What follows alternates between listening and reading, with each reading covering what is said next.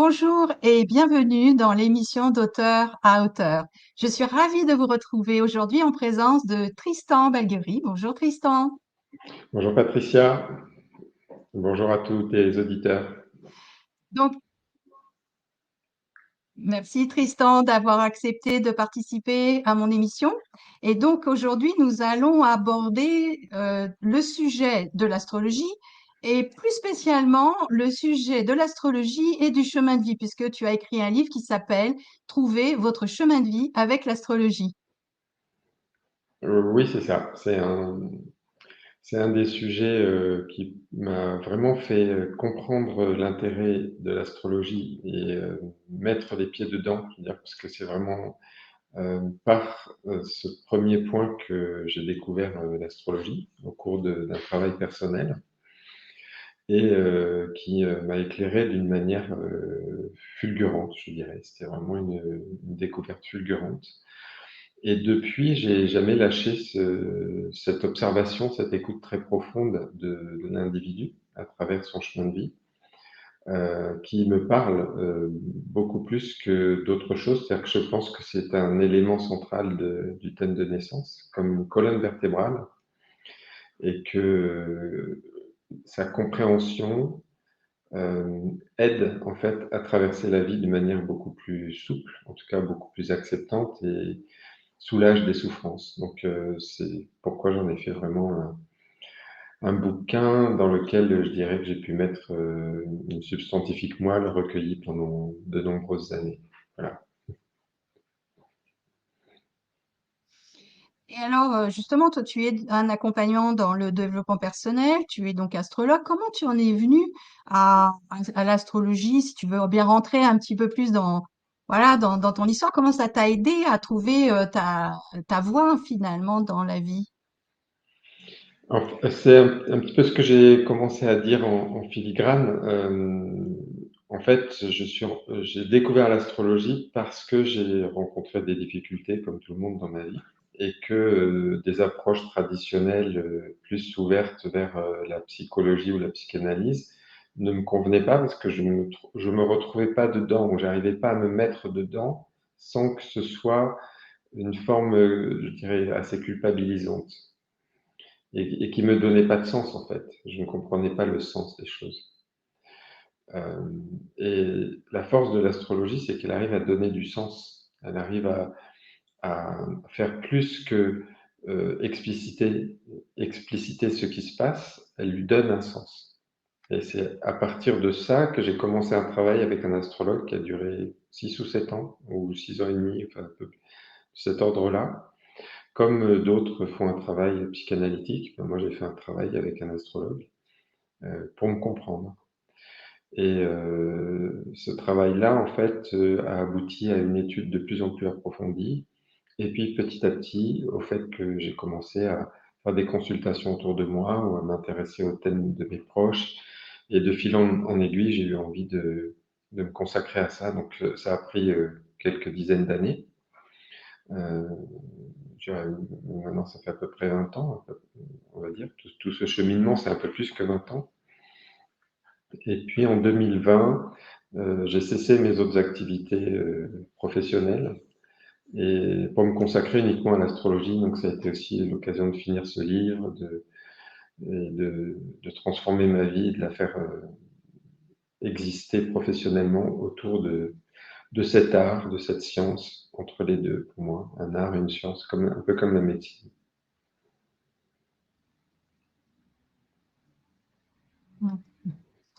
Alors moi, je suis un peu novice hein, dans ce thème-là, mais est-ce que tu peux nous dire, en fait, entre thème de naissance, chemin de vie, mission d'âme, quelles seraient les différences, les complémentarités par rapport à tout ça? Mm. Le thème de naissance, c'est l'empreinte énergétique que l'on reçoit à la naissance et qui va dessiner une structure en nous, une structure énergétique, donc des polarités, des choses qui nous attirent, d'autres qui nous repoussent, des éléments dynamiques entre différentes formes d'énergie ou de conscience en nous, hein, qui nous touchent extérieurement et intérieurement. Et en fait, c'est cette empreinte énergétique qu'on appelle le thème de naissance. Le thème de naissance, après, c'est une représentation du système solaire dans lequel on a tous ces éléments et on le décrypte. C'est ce que quand on dit je vais faire mon thème de naissance, c'est ce décryptage-là. Maintenant, dans le thème de naissance, il y a plein de choses. Il y a le signe solaire que tout le monde connaît, il y a souvent l'ascendant que tout le monde connaît, un peu plus. Certaines personnes connaissent le signe où se trouve la lune dans leur thème de naissance. Mais en fait, il y a énormément de choses. Et dans ce énormément de choses, il y a également deux points qu'on appelle les nœuds lunaires et qui, eux, montrent le chemin de vie. Donc le chemin de vie, c'est un élément de la structure du thème de naissance. Après, ce que tu appelais la mission d'âme, en fait, c'est une terminologie pour moi qui n'est pas liée directement à l'astrologie. Donc je pourrais essayer de la rattacher d'une certaine manière au thème de naissance. Et ce serait par le prisme par lequel j'aborde les choses. Donc quand je regarde le chemin de vie, par exemple, le chemin de vie représente en fait une évolution personnelle intérieure, quelque chose que nous réalisons pour nous-mêmes, pour retrouver une conscience de la transcendance en faisant l'expérience d'un vide, d'aller vers un néant qui nous fait peur.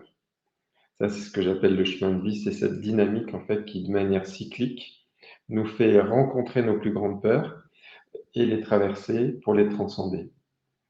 D'autres pourraient appeler ça une mission d'âme, si on veut, pourquoi pas, c'est l'âme qui a choisi ce cheminement pour retrouver le sens de l'essentiel ou de la transcendance, ou refaire une connexion avec l'esprit du divin à travers ce grand saut dans le vide.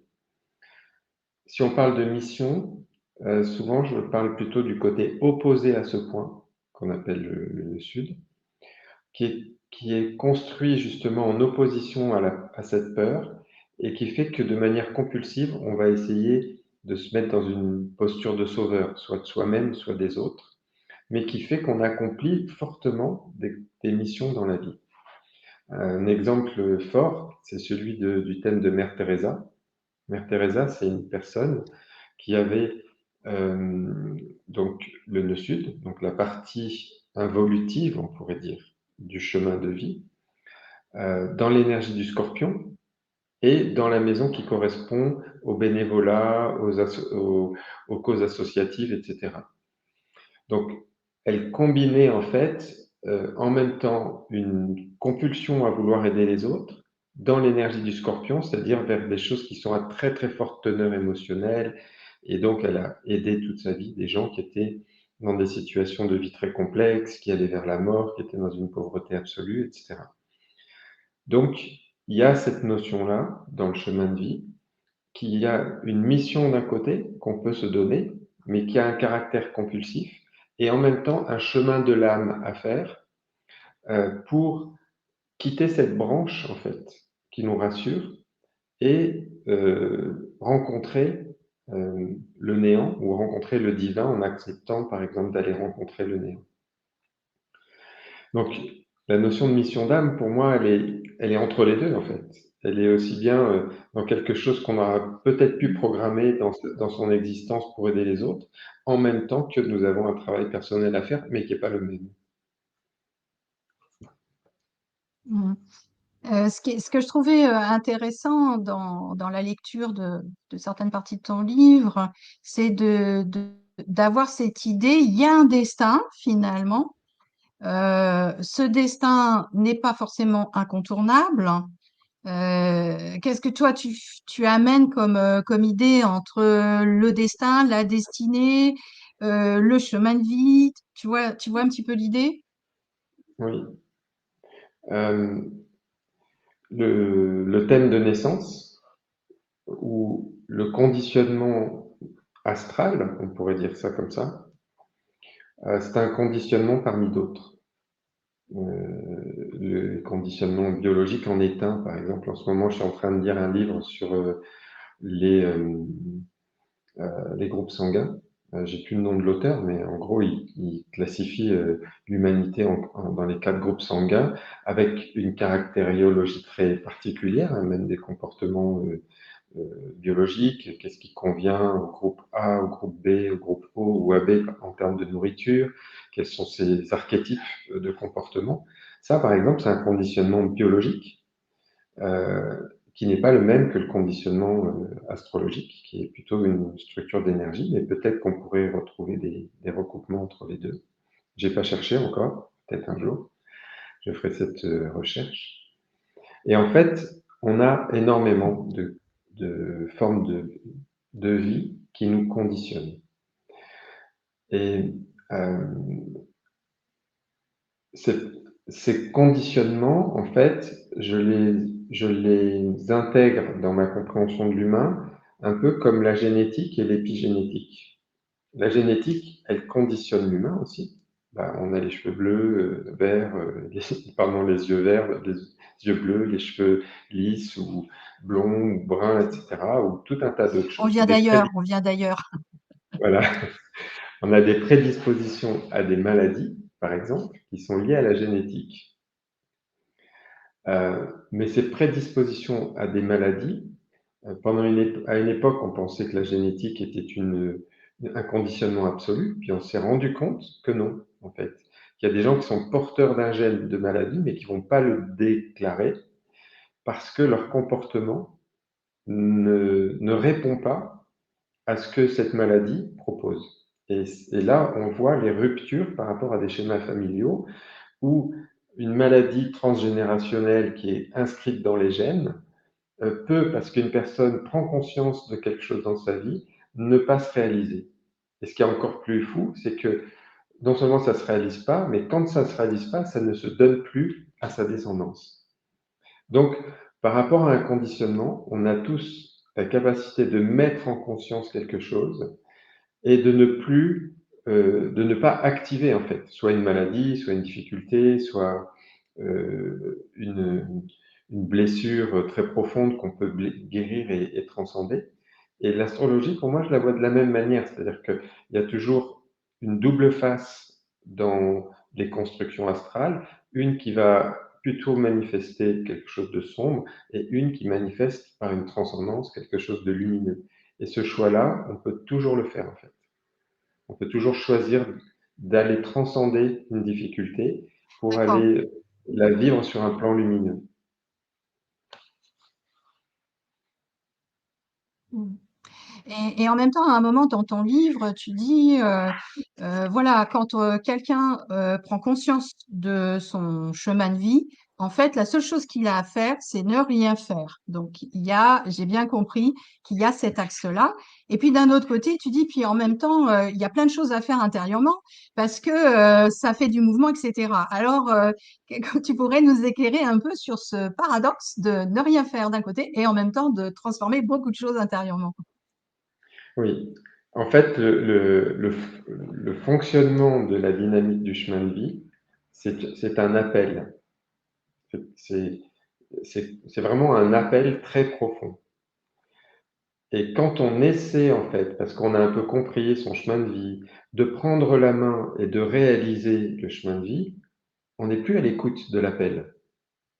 On est juste dans sa tête en train d'essayer de faire ce que l'on pense que l'on devrait faire. C'est pour ça que je dis, quand vous avez compris votre chemin de vie et que vous vous dites, alors, qu'est-ce que je fais maintenant? Ben, surtout, rien. En revanche, l'écoute est importante. L'écoute est fondamentale, c'est-à-dire d'être dans son attitude vis-à-vis de la vie, euh, très observateur et très à l'écoute des signaux qui nous appellent vers quelque chose. Euh, et puis aussi d'être à l'écoute de nos résistances, de ce qui se passe à l'intérieur de nous, de la remontée d'une peur éventuelle, par exemple, et que la remontée de cette peur éventuelle, on soit capable de la conscientiser, de se souvenir qu'elle nous rappelle à quelque chose peut-être de l'enfance ou de plus loin encore, mais qu'on a la capacité de traverser cette peur et de ne pas rester bloqué devant. Donc quand je dis ne rien faire, ça veut dire en fait ne rien essayer de bricoler. La vie est plus forte que nous, en fait. Donc il vaut mieux écouter ce que la vie nous propose que d'essayer de bricoler un truc qui va être en fait un petit tour de l'ego pour passer à côté du problème, en fait. La plupart du temps, c'est ça qui se passe. quand on essaye volontairement d'aller vers son chemin de vie, donc avec une volonté de se réaliser, ben en fait, on n'est plus dans l'acceptation du vide. On est dans l'idée que on peut prendre la main et remplir le vide d'une réalisation que l'on va s'auto-construire.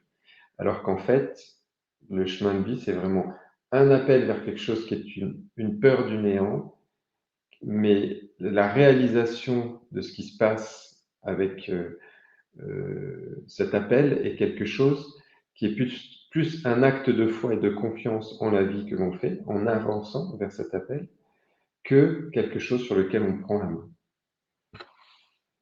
Je ne sais pas si c'est clair. Ok.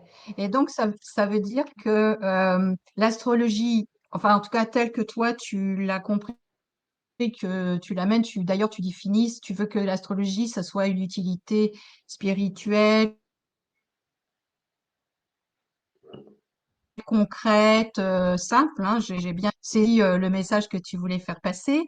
Donc, l'astrologie est justement faciliter cet appel, mais ne sera pas là forcément pour aider à traverser ce néant jusqu'à la nouvelle réalité. Alors, j'ai eu une petite coupure, excuse-moi. Est-ce que tu peux essayer de redonner, de reformuler ta question? Oui, je vais la reformuler. Donc, je disais, donc, l'astrologie va permettre de dévoiler finalement le chemin de vie avec l'espace du néant à traverser, mais par contre, elle n'aidera pas ou ne donnera pas d'outils pour traverser ce néant en lui-même, si j'ai bien compris. Euh, Si, des outils, oui, elle peut en donner. Des outils de prise de conscience, en fait. Euh, mais en fait, oui, ce que tu dis est vrai aussi. C'est-à-dire que si on essaye de trouver à travers l'astrologie une espèce de martingale pour que tout se passe au mieux, pour moi, c'est une illusion, quoi. C'est pas ça le sujet.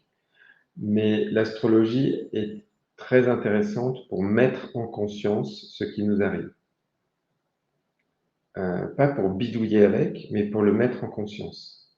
Je vais donner un exemple que j'utilise souvent quand je donne des cours que j'enseigne. Euh, dans, dans une confrontation entre deux astres, dans notre thème, deux formes d'énergie en nous, qui sont en lutte, en conflit, euh, notre réflexe naturel, c'est de se renforcer sur celui qui est le plus proche de notre conscience à nous, la plus simple à comprendre en fait. Et en fait, c'est l'inverse qu'il faut faire. C'est-à-dire, c'est utiliser nos outils simples pour nous élever vers les choses plus complexes. Et ça, l'astrologie, dans sa construction, dans son système, dans son organisation, nous donne plein de clés pour comprendre comment résoudre des conflits entre deux formes de conscience différentes qui luttent en nous. Je prends un exemple, je vais dire comme ça, un truc au hasard. L'énergie du désir, l'énergie de la conquête, l'envie, voilà, une énergie comme ça qui est assez martienne, qui serait en conflit avec l'autorité. Ben, si on essaye avec l'énergie martienne de résoudre un problème d'autorité, on n'y arrivera pas parce que l'énergie de l'autorité, quelque chose qui est saturnien, est plus forte, plus puissante, plus élevée que ça. D'accord? Donc, pour résoudre ce conflit, il va falloir que on Mhm. accepte que notre désir se mette au service de notre responsabilité et pas l'inverse. Tu vois? Donc, cette dynamique-là, Mm. l'astrologie nous donne Oui, plein c'est de... chouette. Pardon. Oui, je disais, c'est chouette d'avoir des choses concrètes parce que on parle des astres, voilà, on parle des nœuds, des nœuds du nord, des nœuds du sud, et en même temps, concrètement, comment ça se manifeste. Donc, j'aime bien cet exemple que tu prends là. Oui.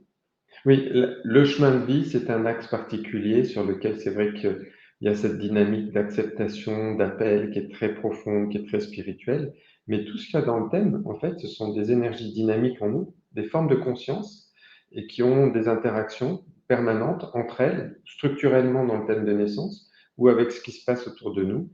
Et là, on a plein de clés, en fait, avec l'astrologie. On a plein de clés de compréhension. Il y en a d'autres qui sont liées, par exemple, au fait que en astrologie, une chose va représenter un état de la conscience intérieure et en même temps une forme miroir extérieure. Je reprends l'énergie dont j'ai parlé tout à l'heure, de l'énergie martienne qui représente le désir en soi, l'envie, un espace qu'on a envie de conquérir et pour lequel on serait prêt à se battre. Ben, cette énergie du désir en soi, elle est en relation miroir avec le rapport au masculin, au jeune masculin, au masculin qui n'est pas paternel, on va dire. Et donc, si on est en difficulté par rapport à notre propre désir, ben, le masculin va nous renvoyer cette difficulté. Donc, on a aussi ces outils-là et ces clés qui sont hyper intéressantes et passionnantes à connaître et à décrypter parce qu'on arrive en astrologie à aller très très vite sur des compréhensions de fond parce que chaque élément est construit avec une forme de jeu de miroir qui nous permet de faire le lien entre ce qui se passe à l'intérieur et la manifestation extérieure que ça peut prendre. C'est pas trop le sujet de ce livre-là, ce sera plus le sujet du suivant. Ouais, donc tu nous dis, oui, en fait, tu nous dis que ça accélère les prises de conscience et si on est effectivement en éveil et dans ce cheminement avec soi, ça va vraiment être aidant et facilitant pour accélérer peut-être le processus de transformation du coup. Oui, oui, oui. C'est l'idée d'une forme d'accélération de la prise de conscience est juste quand on parle de l'astrologie. Maintenant, il ne faut pas en faire une espèce de boîte magique parce que on ne fait pas évoluer quelqu'un qui n'a pas envie d'évoluer. On n'a pas de prise de pouvoir à avoir sur qui que ce soit. Si la boîte à outils est là, si quelqu'un a Mm. envie de piocher dedans, on est là pour l'aider à piocher dedans. Mais c'est pas quelque chose Mm. dont on peut dire, l'astrologie, qu'elle va être plus rapide et plus efficace qu'une autre forme d'accompagnement ou de thérapie, puisque ça ne dépend pas ni de la thérapie, ni de la personne qui la pratique. Ça dépend de la personne qui vient faire un chemin. Euh, Moi, j'aime l'astrologie parce On est qu'elle bien donne d'accord avec ça. Ce que j'aime dans l'astrologie, c'est sa puissance de compréhension de l'être humain et des cycles de la vie. Ça, je trouve ça génial. Je trouve que c'est un des outils les plus Mm.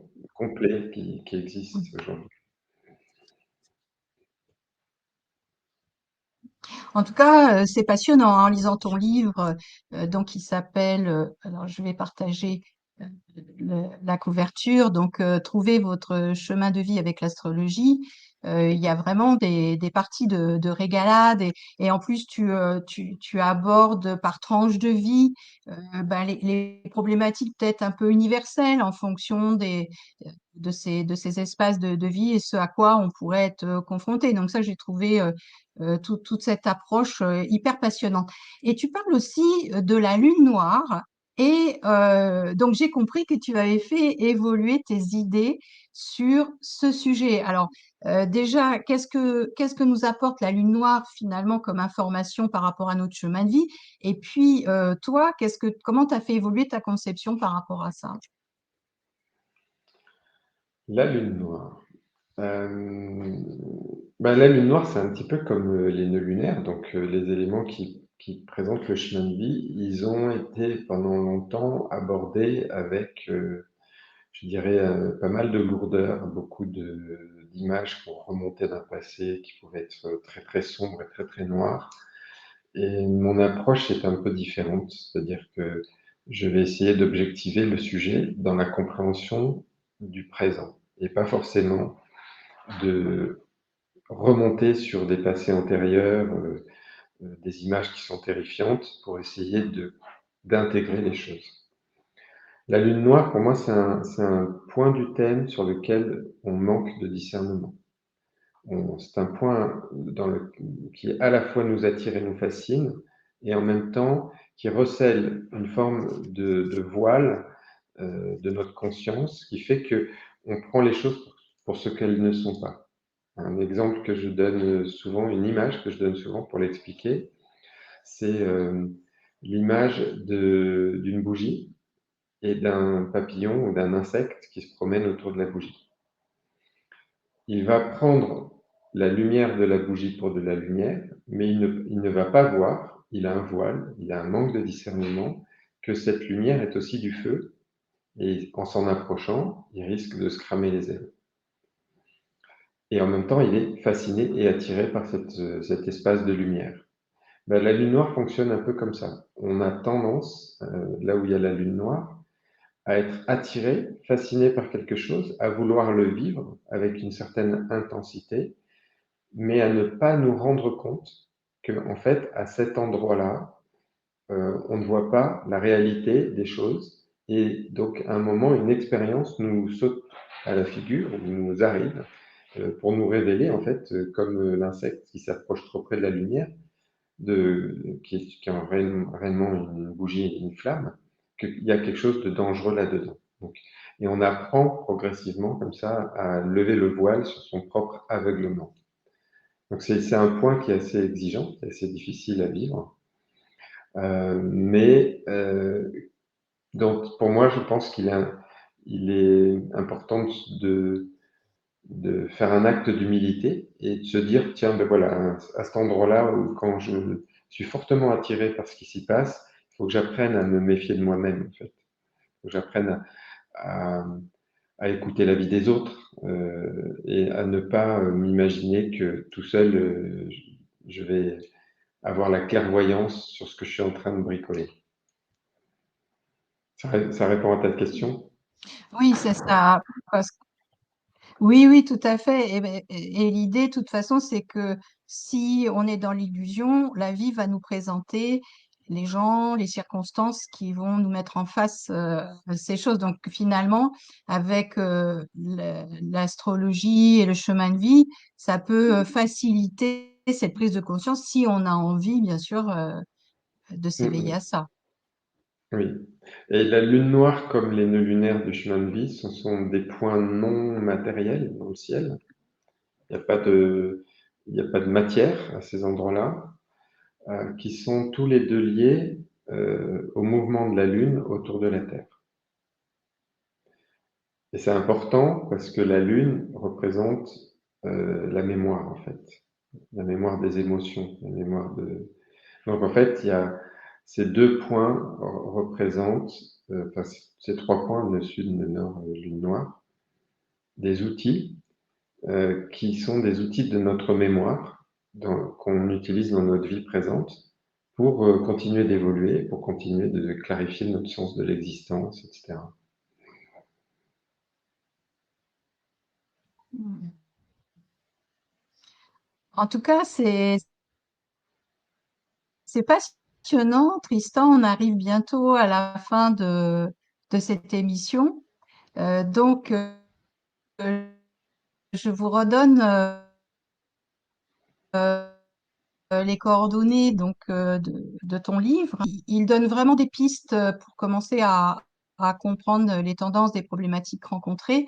Bien sûr, ça donne envie finalement après d'aller explorer. Donc, je ne peux que vous inviter à aller contacter Tristan si vous avez envie d'aller un peu plus loin pour ça. Et puis, je trouve aussi qu'il est dans la compréhension des interactions entre les maisons, les nœuds, le ciel astral, les dénouements. Quand on est un peu novice ou même quand on est avancé, il y a des choses qui vous parleront certainement. Tristan, un message de fin?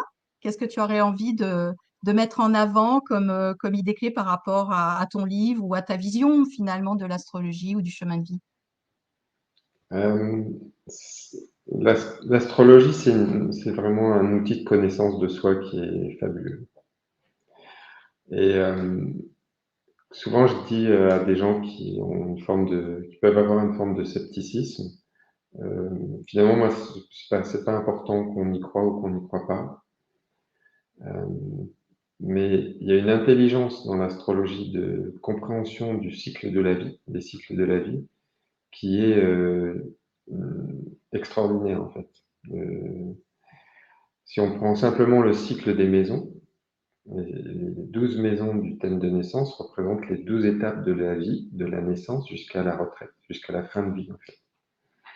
Et la structuration de ces maisons, de ces étapes, c'est plein d'enseignements sur le sens de la vie.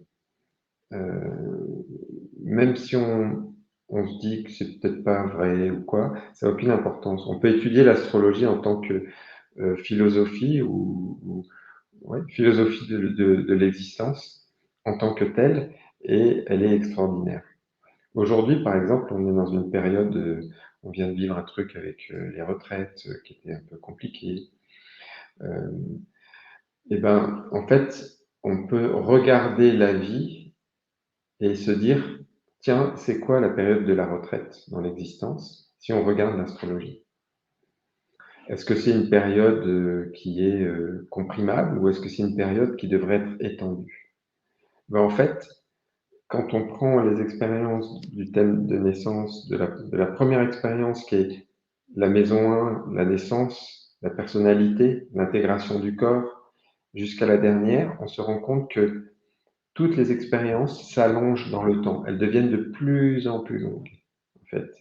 Par exemple, la maison 10, c'est la maison de la carrière. C'est long, une carrière.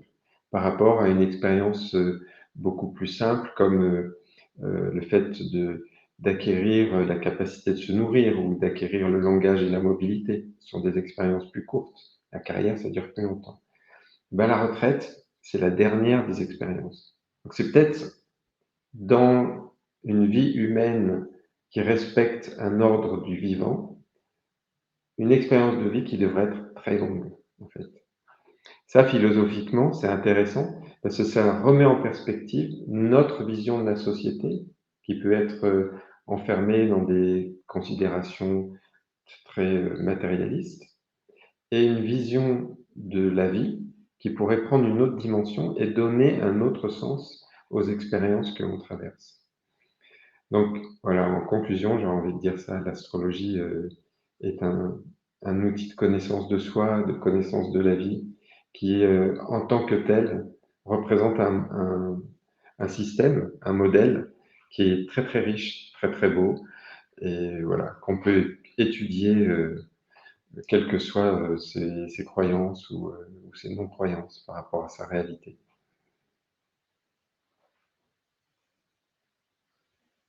En tout cas, Tristan, merci beaucoup pour ce moment d'échange et ce moment donc de partage sur l'astrologie, sur le chemin de vie, sur ton livre, ta vision aussi des choses. Merci à vous tous et à vous toutes d'avoir écouté cette émission. Et puis, ben, on se dit à la prochaine fois. Au revoir tout le Merci monde. Patricia.